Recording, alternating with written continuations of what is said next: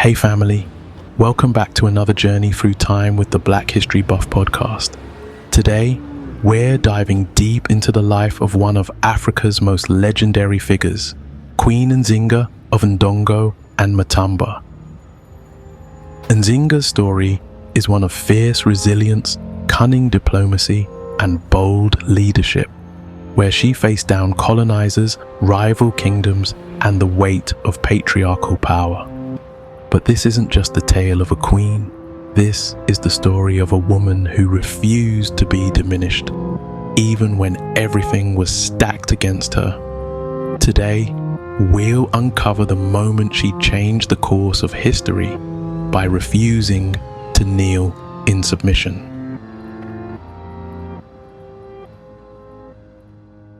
Let's go back to 17th century Angola, a time of turmoil and war.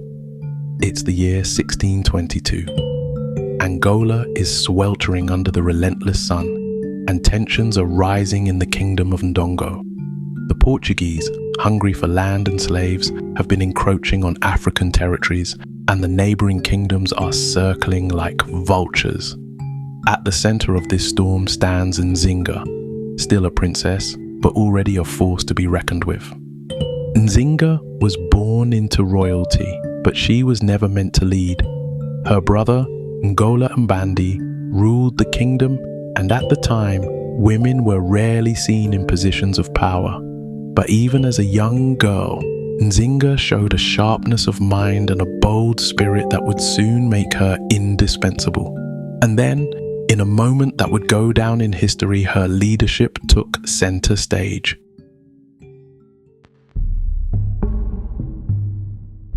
Now picture this. The Portuguese have summoned Nzinga to a meeting to negotiate peace on behalf of her brother. The room is tense, and the Portuguese are playing games trying to make a statement before the negotiations even begin. They don't offer her a chair. This was more than a simple omission. It was a calculated insult. They wanted to humiliate her, to make her feel small beneath them. But Nzinga wasn't having any of it.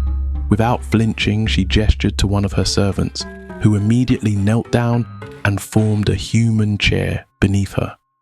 Nzinga sat tall, her eyes level with the Portuguese commander. The message was clear. She would not bow, she would not submit, and she certainly would not allow herself or her people to be treated as inferior. In that moment, Nzinga turned the tide. She wasn't just there to negotiate, she was there to show that she was the equal of any man, any ruler, any colonizer. This act of defiance became a symbol of her reign, showing that she could not be diminished by any power, European or otherwise. Not long after this legendary moment, Nzinga's brother died and the throne passed to her. At this point, Ndongo was in chaos, with the Portuguese expanding their hold and other African kingdoms ready to take advantage of the disorder. But Nzinga wasn't afraid. She rose to power, defying the odds and becoming queen, a role almost unheard of for a woman at the time. Nzinga didn't just take the throne, she transformed it. She led her people into battle, forging alliances with the Dutch and resisting Portuguese advances with a mix of diplomacy and guerrilla warfare. Imagine the dense Angolan jungles, her warriors launching surprise attacks under the cover of night, and Nzinga herself at the center, orchestrating every move. She wasn't just a queen, she was a warrior, a tactician, and a symbol of resistance. Nzinga's strategic brilliance didn't end on the battlefield. She moved her kingdom's capital to Matamba, further inland, out of Portuguese reach, and turned it into a refuge for escaped slaves and those seeking sanctuary from European colonizers. At the same time, she continued to fight on multiple fronts, against the Portuguese, rival African kingdoms, and the systemic patriarchal expectations that sought to limit her.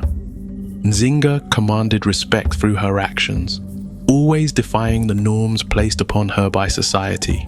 She took on male roles, often dressing in men's clothing during ceremonies, showing that leadership was not confined by gender in her court.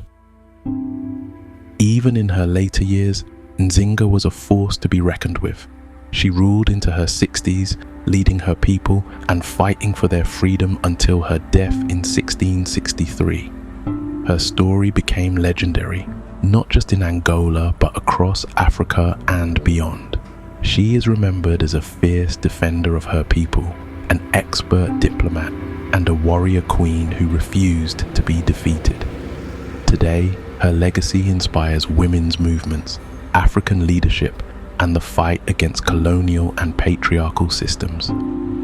Queen Nzinga's defiance, whether sitting tall in the face of humiliation or leading armies into battle, continues to resonate with anyone who has had to fight for their place in the world.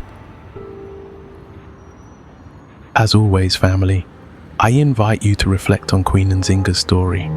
Her defiance in the face of adversity, her strength and her leadership continue to inspire today. What women leaders inspire you? How do they embody the same spirit of Nzinga? If you enjoyed this episode, don't forget to like, subscribe, and share. Your support helps us continue bringing these powerful stories to light. Until next time, stay blessed.